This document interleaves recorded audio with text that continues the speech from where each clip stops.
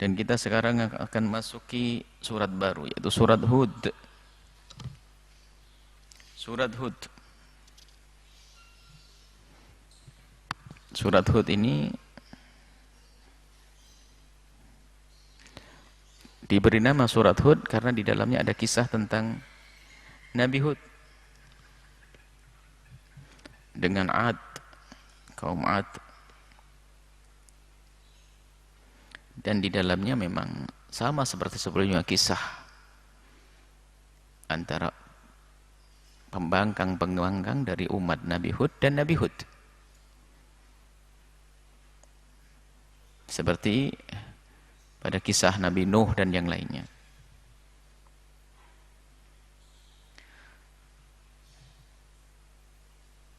Kita langsung mulai. A'udzubillahi minasyaitonirrajim. Bismillahirrahmanirrahim. Alif Lam Ra. Allah Subhanahu wa taala memulai menurunkan atau Al-Qur'an, kemudian disusun sesuai dengan petunjuk wahyu oleh Nabi. Seperti ini bentuknya, Alif Lam Ra. Dimulai dengan Alif Lam Ra. Ada hikmah di balik ini semua, bahwasanya di dalam membaca Al-Qur'an pun, membaca Al-Qur'an, memang Al-Qur'an ditulis dengan bahasa Arab. Tapi tidak bisa baca Al-Quran dengan benar kecuali harus dengan talaqi. Ngambil dari guru, dari lisannya guru dengan talqin.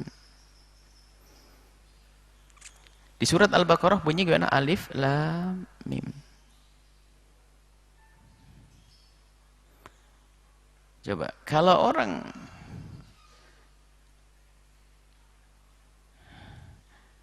belajar membaca tanpa guru, setelah membaca ayat pendek surat Fil, gimana bunyinya?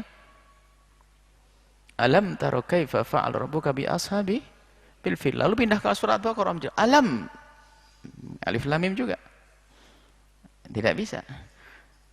Maka memang harus ada guru dalam belajar ini. Alam taro, kayak ada maknanya. Alif Lam Mim maknanya hanya Allah yang tahu. Ingat, dan jangan sampai ada yang berkata bahwa di dalam Al-Quran ada ayat yang tidak bermakna. Tidak, semua ada maknanya, hanya bedanya adalah ada yang Allah beritahu kepada kita dan Allah tidak beritahu kepada kita. Karena mustahil Allah berbicara dengan sesuatu yang tidak bermakna. Ini termasuk ada ijaz. Ada kalimat, ada ayat sepanjang ini yang para ahli pakar-pakar bahasa pun juga tidak bisa mengerti itu semuanya.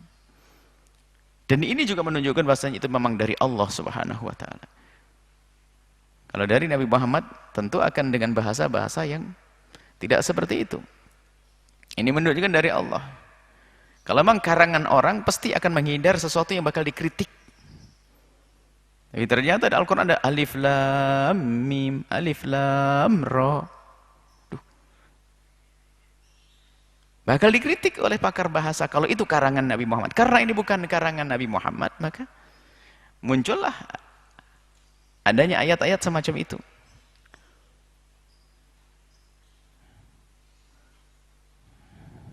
Baik.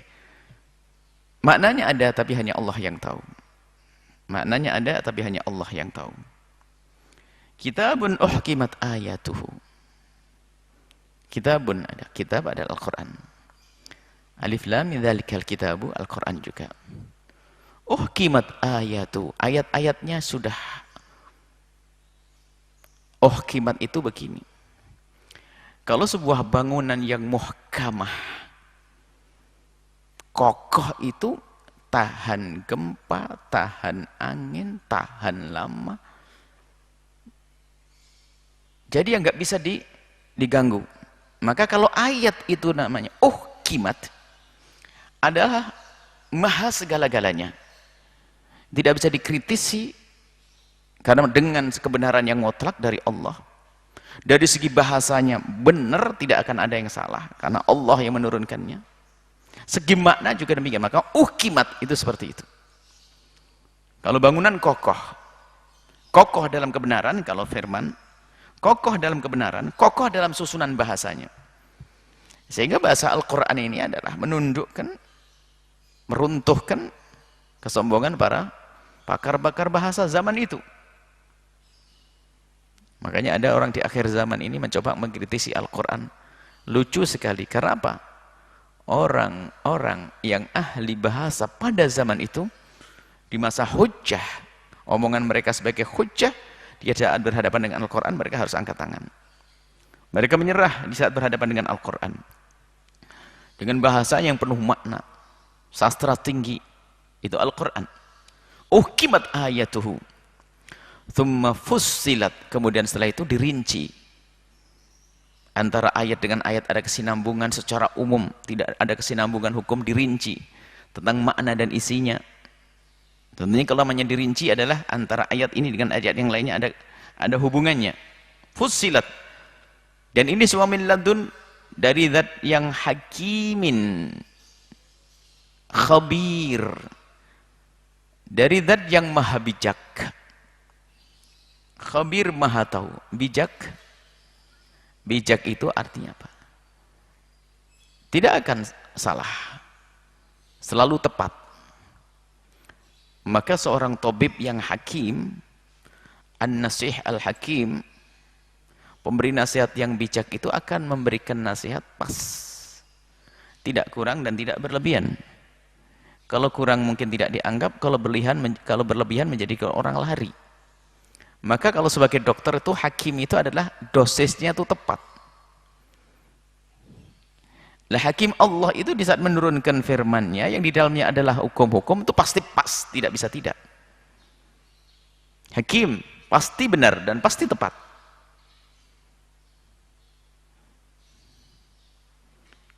Maka semua yang mengikuti petunjuk-petunjuk akan berada di dalam kebenaran karena tepat. Petunjuk Al-Quran yang dibawa oleh Rasulullah SAW diikuti, maka dia gak akan ngelenceng. Karena dari zat yang maha bijak, hakim, khabir yang maha tahu tentang keadaan hambanya, maka sesuai sekali karena tahu apa yang akan diberikan kepada hamba tersebut, karena Allah adalah zat yang maha tahu tentang hambanya. Kalau seseorang ingin menyelesaikan permasalahannya sesuatu yang ia tidak tahu, maka permasalahan itu namanya meraba-raba. Sehingga antara solusi yang diberikan untuk permasalahan tersebut bisa saja nggak ketemu. Karena apa? Kita belum tahu betul tentang permasalahan tersebut. Karena kita tidak tahu tentang permasalahan tersebut secara pasti, maka obatnya pun ngira-ngira. Tapi kalau seseorang sudah tahu ini loh sebabnya dan ini solusinya, jelas. Maka lebih tepat di dalam menyelesaikan permasalahan. Dan Allah Jalla Jalaluh maha tahu tentang apa yang ada pada makhluknya. Maha tahu tentang apa yang ada pada makhluknya. Maha tahu tentang kebutuhan makhluknya. Dan Allah maha kuasa untuk mewujudkannya. Tidak ada yang bisa menghalangi. Maha berkehendak. Jika berkehendak tidak ada yang menghalangi. Apa yang terjadi? Ya pasti tepat. Allah maha tahu tentang kebutuhan hambanya. Dan Allah maha kuasa untuk memenuhi kebutuhan hambanya. Dan tidak ada yang menghalangi kehendak Allah di dalam segalanya. Maka terwujudlah lestari, damai, tentram dengan segala kebaikan. Kuncinya apa? Patuh dengan petunjuk dari Allah Subhanahu wa taala. Nah, di antaranya di dalam kitab tersebut yang di dalam ayat-ayatnya sudah jelas, sudah tidak bisa dibantah dan dikritik, kemudian ada rincian-rincian pembahasan tentang hukum dan akidah. Maka semuanya itu bermula dari ini. Allah ta'budu. Pertama, sadari bahwasanya Allah ta'budu illa Allah. Allah ta'budu illa Allah. Jangan engkau menyembah kecuali kepada Allah. Ini kuncinya. Beriman kepada Allah. Kalau sudah kuncinya diambil, maka baru nanti bisa melanjutkan yang lainnya. Kalau sudah tidak kenal Allah, nggak akan berguna apapun yang dilakukan. Allah ta'budu illallah, pesan dari baginda Nabi, pesan dari Allah melalui lisan Rasulullah melalui Al-Quran ini. Allah ta'budu illallah, agar engkau tidak menyembah kecuali kepada Allah. Di saat pengabdiannya benar hanya kepada Allah dan hanya Allah lah Tuhan yang layak disembah, maka disinilah akan menghadirkan keyakinan tentang apa yang Allah turunkan. petunjuk-petunjuk dari Allah, pesan-pesan dari Allah. Adapun baginda Nabi adalah pembawa. Disebutkan innani lakum minhu nadhiru wa bashir. Sesungguhnya aku Nabi Muhammad. Wahai kaum, wahai umat, sembahlah Allah. Adapun aku, keberadaanku di sini adalah untukmu sebagai pemberi peringatan, mengajak kepada kebaikan dan menghentikan kemungkaran. Memang dua ini maksud asas di dalam diturunkan syariatnya, dua ini. Pembawanya adalah antara nadhir dengan bashir. Yang dibawa adalah antara maslahah dengan yang dibawa adalah antara menghadirkan maslahah dan menghentikan mafsadah. Dua itu saja. Jadi dalam menjalankan syariat, menjalankan agama ini akan terwujud dua, yaitu mendatangkan kemaslahatan kepada kita dan menjauhkan kemafsadatan dari kita. Itu artinya semua demi kebaikan. Maslahah itu, kebaikan itu apa? Kebaikan adalah kebaikan yang datang atau kejelekan yang terhentikan. Itu adalah kebaikan. Kemudian setelah seseorang berbekal dengan keyakinan bahasanya hanya Allah lah zat yang layak disembah, lalu dia menyembah kepada Allah Subhanahu wa taala. Kemudian ayat selanjutnya adalah wa anistaghfiru rabbakum tsumma tubu ilaihi. Nah, ini adalah di dalam kita menjalani hidup ini sebagai manusia yang sering dikuasai dengan kelalaian, kelupaan, keteledoran. Di dalam menerjemahkan makna Allah ta'budu illallah, kita di dalam menerjemahkan pengabdian kepada Allah dalam diri kita ini kadang ada kekurangan. Tentu pengabdian di sini bukan hanya sekedar sujud, sholat, itu bukan, akan tapi semua hendaknya gerak-gerik kita, langkah-langkah kita ini harus kita bawa kepada Allah Subhanahu wa taala. Karena itu hakikat ibadah itu seperti itu, bukan hanya digambarkan ibadah hanya sujud saja, bukan. Teramat banyak ibadah. Nah, di dalam kita menyadari bahasanya hanya Allah lah zat yang layak untuk disembah, yang layak untuk kita mengabdikan diri kita kepadanya. Akan tapi ternyata di dalam perjalanan kita untuk mengabdikan diri kita kepada Allah dan menyembah Allah ini akan ada banyak kekurangan. Karena di dalam diri kita ada namanya hawa nafsu. Dan kemudian di sana juga ada di luar kita, di dalam diri kita ada hawa nafsu yang selalu membisikkan, mengajak kepada bisu, kepada kejelekan, ammarah bisu. Di sana di luar ada namanya syaitan atau iblis yang selalu berkomunikasi dengan hawa nafsu kita untuk menghentikan kita dari kebaikan yang kita lakukan atau mengajak kita melakukan kemungkaran. Dan itu terus di dalam kita ada pertarungan semacam itu dan tidak ada hentinya ini. Akan tapi ternyata dalam sebuah peperangan itulah akan menjadi sebuah bangsa yang besar. Kalau itu sebuah bangsa, orang yang hebat di saat dia memenangkan sebuah pertarungan peperangan. Kalau tanpa seperjuangan maka dia biasa-biasa saja.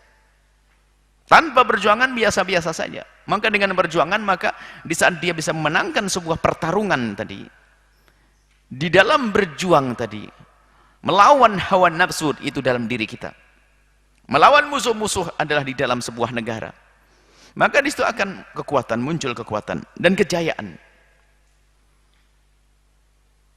Di dalam diri kita ada ditarkib, disusun, diberikan oleh Allah kepada kita namanya hawa nafsu.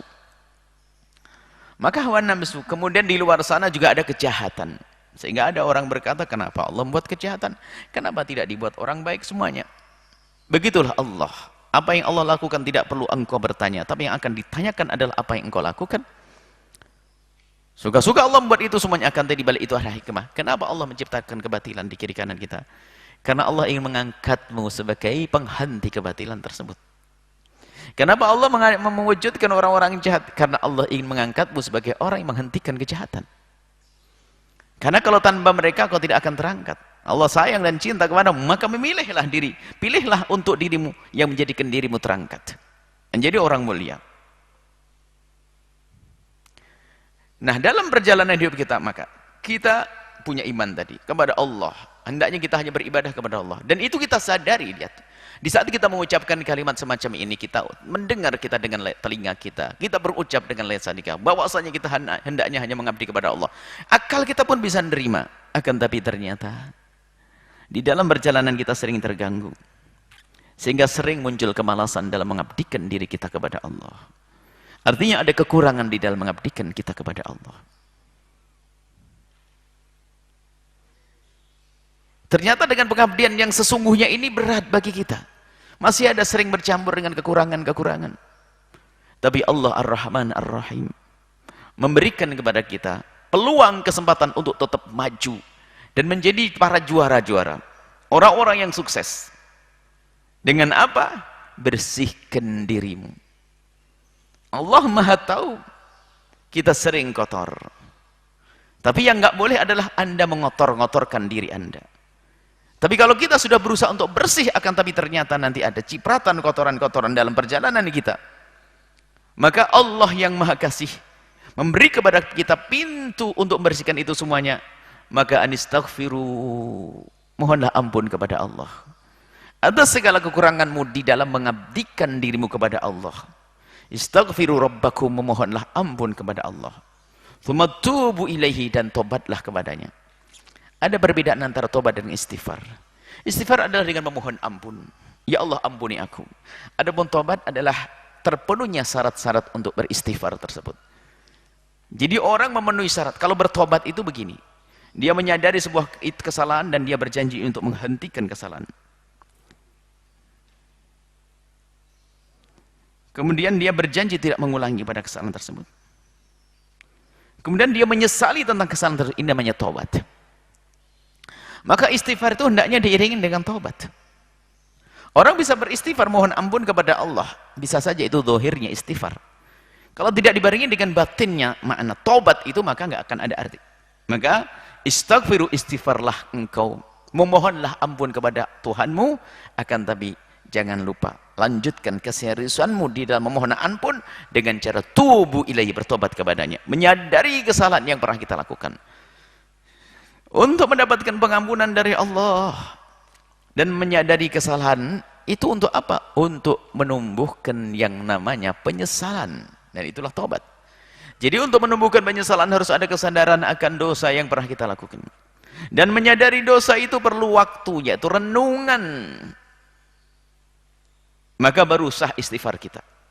Istaghfiru rabbakum, mohonlah ampun kepada Tuhanmu. Makanya di saat kita mengucapkan astagfirullahaladzim atas dasar penyesalan dan berjanji tidak mengulang, lalu kita tinggalkan kejahatan tersebut, maka istighfar kita benar. Istaghfiru rabbakum wa tubu ilaihi. Kalau benar kita telah seperti ini, janji Allah, kalau sudah kita benar berusaha untuk mengabdikan diri kita kepada Allah, dan atas segala kekurangannya kita berusaha untuk menghentikan kekurangan tersebut, kemudian kita memohon ampun kepada Allah Subhanahu wa taala, maka apa yang terjadi? Allah yang Maha Kasih telah berjanji dengan jawaban semacam ini, yumatti'kum, Allah akan memberikan kesenangan kepadamu, mataan dengan kesenangan hidup, hasanan yang bagus, ila ajalin musamma, sampai waktu yang telah ditentukan. Artinya apa? Jika orang membekali hidupnya dengan upaya untuk mengabdikan diri kepada Allah, kemudian atas segala kekurangannya pun segera memohon ampun dan bertobat, maka Allah akan berikan kepadanya kehidupan yang baik di dunia. Di dunia sudah diberi oleh Allah kebaikan. Ila ajalin musamma itu masih di dunia. Wa yi'tu kulladzi fadlin fadlah, dan Allah akan memberikan setiap orang yang punya kelebihan dengan karunia-karunia. Artinya di sini menunjukkan ada perbedaan kita martabat di dalam kita mengabdi kepada Allah. Kemudian di dalam kita menyesali atas sebuah kesalahan juga ada martabatnya.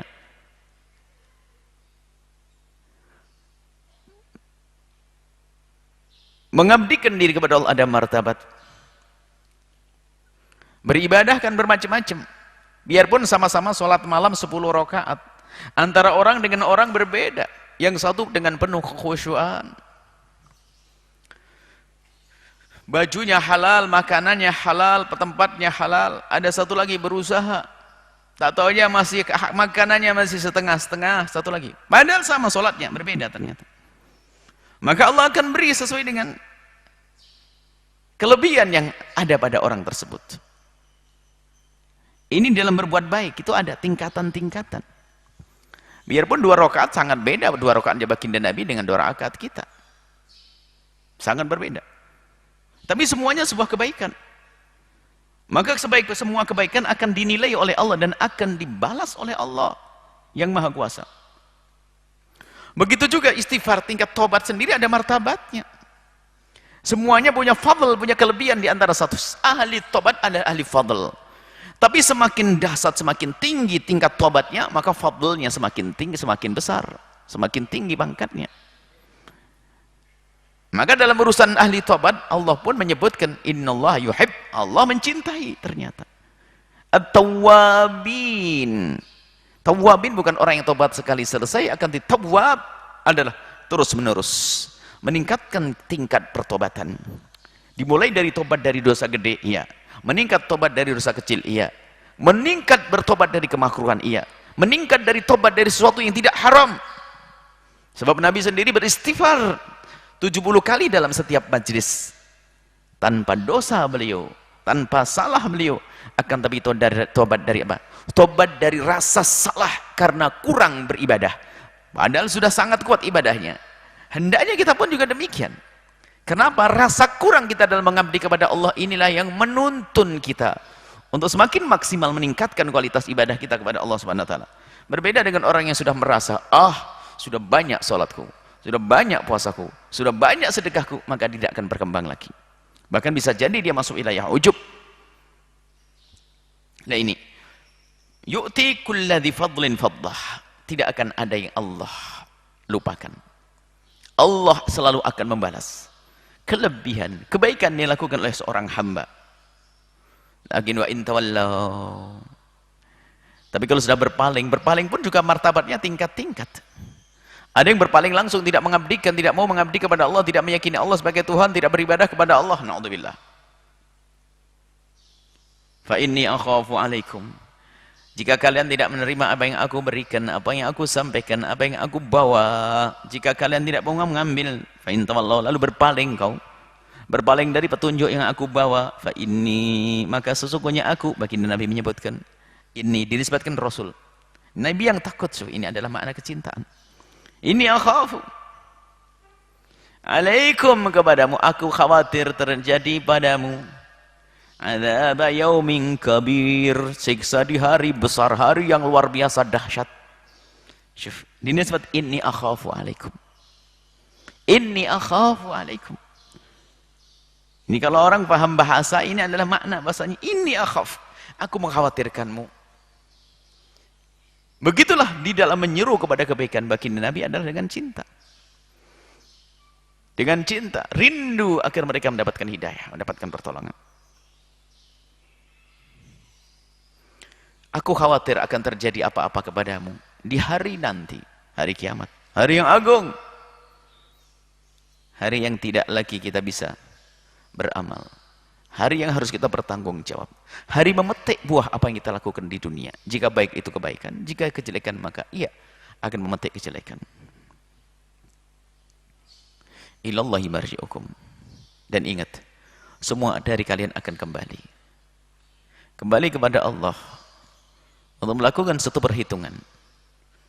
Maka yang melanggar Allah akan diseksa, dan di antara mereka ada yang diseksa selama-lamanya. Karena apa? Tidak bisa alla ta'budu illallah. Tidak bisa menjalankan pengabdian yang sesungguhnya pada Allah, menyekutukan Allah, maka dia akan selamanya di neraka. Yang dosa dihukum dulu baru nanti masuk surga, tapi dihukum semuanya. Yang jelas semuanya harus melalui perhitungan itu. Mulai dari di saat dibangkitkan di padang mahsyar, melalui perjalanan panjang menuju pintu surga, menyeberang Shiratal Mustaqim, ada hisab, ada mizan, ada lauh, ada haud dan seterusnya. Dan perjalanannya berbeda-beda antara orang dengan orang, bisa sesuai dengan apa yang mereka lakukan saat di dunia. Ada yang mereka berjalan seperti kilat, ada yang seperti kuda cepat, ada yang merangkak, ada yang bermacam-macam model orang berjalan. Yang jelas semuanya kembali akan menemukan ini kisah. Kembali kepada Allah artinya apa? bertanggung jawab terhadap apa yang mereka lakukan, dan nanti akan dipertanyakan itu semua oleh Allah, akan ditanyakan bagaimana dengan hartamu, bagaimana dengan jabatanmu, bagaimana dengan istrimu, bagaimana dengan anakmu, bagaimana dengan muridmu, bagaimana dengan persahabatanmu, bagaimana dengan persaudaraanmu, terus akan ditanya satu demi satu. Maka ketahuilah bahwasanya al-akhilla yawma idzin ba'duhum li ba'din adu. Ternyata banyak persahabatan di dunia, di akhirat menjadi sebab permusuhan. Karena apa? Perkumpulannya bukan karena Allah, hanya karena dunia, bahkan mungkin persekongkolan kebatilan. Wa huwa ala kulli syai'in qadir. Sungguh Allah Maha Kuasa terhadap segala sesuatu. Allah Maha Kuasa. Artinya apa? Takutlah kepada Allah. Kalau kau macam-macam akan dihukum oleh Allah. Allah Maha Kuasa. Tidak ada yang menghentikan, tidak bisa menghalangi hukuman Allah. Kalau sudah Allah menghendaki untuk menghukum, maka takutlah kepada Allah. Wa huwa ala kulli syai'in qadir. Biarpun engkau Maha Kuasa, ketahuilah, biarpun engkau punya kekuasaan, maka Allah Maha Kuasa. Biarpun engkau punya kekuatan, maka Allah yang Maha Kuat. Apa yang bisa kita andalkan di hadapan Allah? Yang bisa kita andalkan adalah kebaikan yang kita lakukan karena Allah.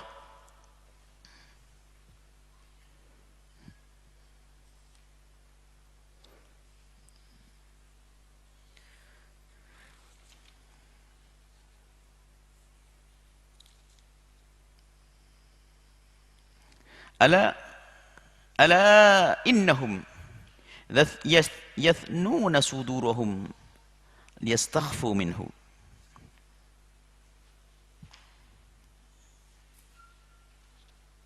Ketahuilah, mereka itu innahum yathnuna sudurahum.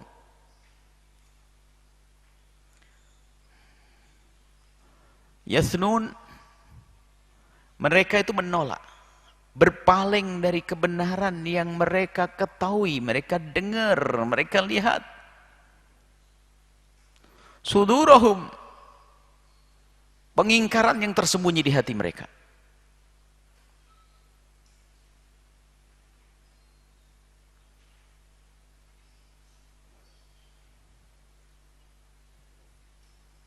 Mereka menyembunyikan. Jadi orang-orang yang tidak bisa menerima kebenaran itu seperti itu. Yathnuna sudurahum, berpaling dari kebenaran yang telah Allah kirim, dan mereka mengetahui kebenaran tersebut. Liyastakhfu minhu, agar tidak terlihat, menyembunyikan. Minhu ini bisa dari Allah, dari Nabi Muhammad, bisa saja dari Allah. Sebagian mengatakan dari Allah, minhu, dan dari baginda Nabi. Artinya apa? Mereka itu ada yang memang secara zahir tidak ada masalah, bahkan kayaknya bergabung dengan kita. Ada orang-orang munafik, tapi menyembunyikan permusuhan di dalam hati mereka, dan tidak pengen diketahui kalau mereka memusuhi.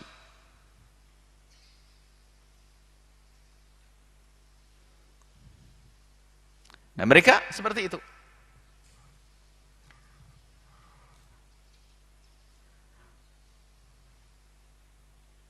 Ala khina yastaghshuna thiyabahum ya'lamu ma yusirrun wa ma yu'linun. Ingat, tatkala mereka menyembunyikan, menutup semuanya. Ini peringatan bahwasanya Allah Maha tahu. Allah Maha Kuasa dan Allah Maha tahu apa yang kita sembunyikan di dalam hati kita tentang kebatilan-kebatilan yang diyakini. Seorang hamba yang meyakini kebatilan-kebatilan, menuhankan selain Allah, munafik dan sebagainya, sembunyi di dalam hatinya, maka ketahuilah Allah Maha tahu. Ya'lamu ma yusirruna wa ma yu'linun. Allah Maha tahu kok. Artinya apapun yang kita sembunyikan dari pengingkaran-pengingkaran, naudzubillah, maka Allah Maha tahu. Apapun yang mereka sembunyikan dari pengingkaran, pembangkangan, penentangan kepada syariat baginda Nabi Muhammad SAW, maka ketahuilah Allah Subhanahu wa ta'ala, Allah Subhanahu wa ta'ala Maha tahu. Ya'lamu ma yusirruna wa ma yu'linun. Innahu alimun bidzatus sudur. Allah Maha tahu tentang apa yang tersembunyi di dalam hati, di dalam dada mereka. Kita kembali kepada ayat sebelumnya, bahwa mengabdi kepada Allah yang pertama dan utama. Dengan apapun yang Allah berikan kepada kita. Istighfar. Tapi ada di antara mereka orang yang mendengar kebenaran. Sampai kepada mereka akan, tapi mereka tidak pernah rindu untuk mengikutinya. Di antara mereka ada yang terang-terangan menjadi musuh baginda Nabi, ada. Di barisan depan, di barisan berhadapan dengan barisan pasukan Nabi atau dengan barisan orang-orang mulia. Membuat perlawanan ada. Ada di antara mereka yang kadang bersama barisan baginda Nabi, akan tapi ketulusan hatinya tidak ada. Mereka orang-orang munafik, macam-macam. Tapi ingat, biarpun mereka disembunyi di balik kelompok kaum muslimin, Allah akan mengetahui kemunafikan mereka. Allah Maha tahu tentang kebusukan hati mereka. Maka mari kita waspada di dalam kita ini beragama. Jangan sampai kita menjadi orang munafik. Allah Maha tahu ya. Ya'lamu ma yusirruna wa ma yu'linun. Allah Maha tahu. Tidak ada yang tersembunyi sekecil apapun yang pernah kita lakukan. Bahkan tidak ada yang tersembunyi di balik hati kita, di dalam kalbu kita, kecuali Allah mengetahui. Lanjutannya, wa ma min dabbatin fil ardi illa 'alallahi rizquha. Ini penjelasan bahwa Allah Maha tahu dan Maha tahu. Tidak tersembunyi. Wa ma min dabbatin fil ardi, tidak ada yang merayap. Termasuk di dalamnya adalah manusia. Tidak ada yang merayap di bumi ini illa 'alallahi rizquha, kecuali telah Allah tanggung rezeki mereka. Tidak ada dari makhluk Allah yang tidak ditanggung rezekinya. Tanggung rezekinya oleh Allah Subhanahu wa taala. Wa ya'lamu, dan Allah itu Maha tahu mustaqarraha, tempatnya. Jadi tempat mustaqar ini tempat. Kita itu punya tempat tuh bukan saja di dunia, sebelum ini di perut ibunda. Allah sudah tahu bahwa ibu kita itu siapa, bapak kita siapa, di rahim mana kita akan berada, kemudian di mana kita akan tinggal. Semuanya Allah tahu itu semuanya. Allah Maha tahu. Tidak ada yang tersembunyi bagi Allah Subhanahu wa taala. Kemudian wa mustauda, mustaqar, mustauda. Al mustauda itu tempat di mana nanti pada akhirnya dia akan berada. Artinya Allah Maha tahu di mana kita ini akan tinggal, berasal dari perut siapa, dan seterusnya. Bekerja di mana, makan di mana, maksiat di mana, kita beribadah di mana, semuanya akan diketahui oleh Allah. Dan semua ini maksudnya dikembalikan kepada, jangan sampai ada orang munafik menyembunyikan, Allah Maha tahu. Jadi apapun yang kau lakukan, sampai kamu di mana akan memijakkan kaki, Allah tahu kok. Kullun fi kitabim mubin, semua itu dalam catatan yang jelas, di lauh sana sudah catat jelas, dan Allah Maha tahu bahasanya kalian ini akan begini, ini akan mulia, ini akan bahagia, akan dimuliakan Allah, ini akan menjadi ulama soleh, ini Allah tahu semuanya. Sekarang belum apa-apa, tapi Allah tahu apa yang akan terjadi.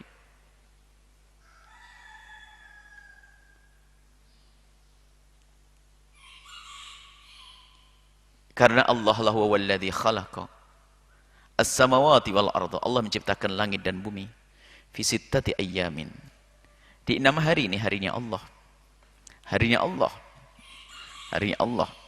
Yang tahu hanya Allah, harinya Allah. Dikatakan 1000 tahun, yang penting hari Allah. Mungkin Anda bertanya kenapa menciptakannya pakai 6 hari. Allah, jangan bertanya tentang Allah yang Allah berlakukan. Jangan bertanya tentang apa yang Allah lakukan. Allah bisa saja sekejap menjadikan bumi dan langit kok. Allah bisa melakukan apa saja. Tapi begitulah, ada pelajaran bagi kita. Ada hal yang harus kita selesaikan segera, ada hal yang perlu kita selesaikan bertahap. Ini pelajaran bagi orang yang ulin nuha, yang mau berfikir. Jadi Allah yang menciptakan semuanya. Wa kana arshuhu 'alal ma', dan arsy Allah di atas langit, di atas air.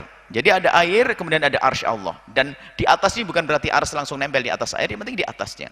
Itu kita serahkan kepada Allah Subhanahu wa taala. Yang jelas disampaikan bahasanya arsy Allah berada di atas air waktu itu, sebelum diciptakan yang lainnya. Nah, dengan segala ciptaan yang ada di semesta ini punya makna ujian liyabluwakum ayyukum ahsanu amala, untuk ujian bagi kalian ini. Maka lihat di semesta ini kan dibuat bermacam-macam, membuat macam-macam di semesta ini. Allah yang menciptakan langit dan bumi. Kemudian di bumi sendiri ada bermacam-macam, dan manusia pun juga bermacam-macam. Untuk apa itu semuanya? Warna-warni, model-model, macam-macam dan segalanya. Ini adalah ujian liyabluwakum ayyukum ahsanu amala. Untuk ujian bagi kalian semuanya. Mana di antara kalian yang mengambil langkah terbaik untuk mewujudkan amal yang soleh, amal yang bisa diterima oleh Allah. Maka di sana ada kita akhlak dengan manusia, akhlak dengan binatang, akhlak dengan lingkungan kita. Nah, ini ada pembahasan. Yang berperilaku baik dengan semuanya maka akan baik di hadapan Allah. Itu yang akan berjaya di hadapan Allah. Itu namanya punya ahsan amala.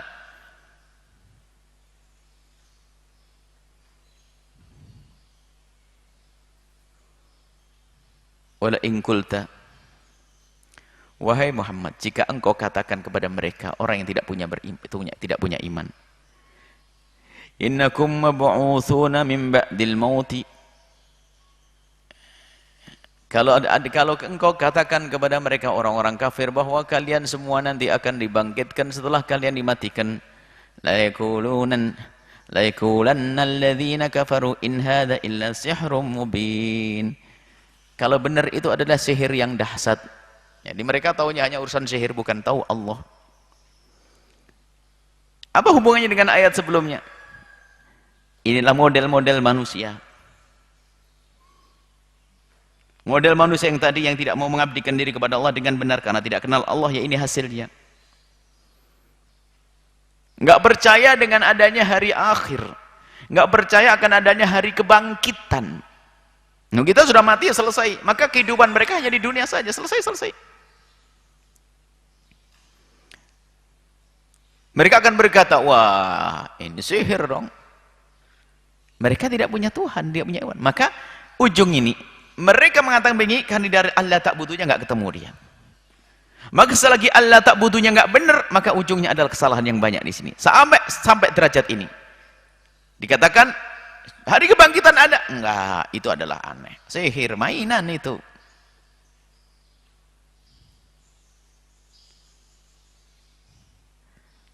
Tapi ahli iman tidak. Ahli iman akan begitu mudah. Kuncinya yang pertama tadi, Allah ta'budu illallah. Tidak mengabdikan diri kecuali kepada Allah, tidak nyembah kecuali kepada Allah. Dibarengi dengan banyak istighfar, menyadari segala kesalahan, kekurangan dalam mengabdikan diri kepada Allah, maka dia aman daripada model-model orang yang tadi menyembunyikan kebatilan, menyembunyikan kebencian dengan Islam di dalamnya. Nggak ada. Termasuk mengingkari hari kebangkitan, nggak ada. Karena apa? Sudah benar yang pertama kuncinya.